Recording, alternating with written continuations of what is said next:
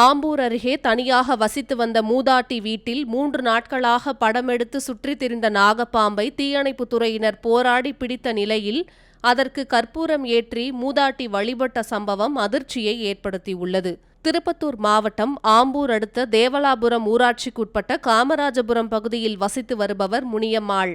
இவர் கடந்த சில ஆண்டுகளாக வீட்டில் தனியாக வசித்து வரும் நிலையில் கடந்த 3 நாட்களாக அவரது வீட்டிற்குள் 7 அடி நீளமுள்ள நாகப்பாம்பு புகுந்துள்ளது.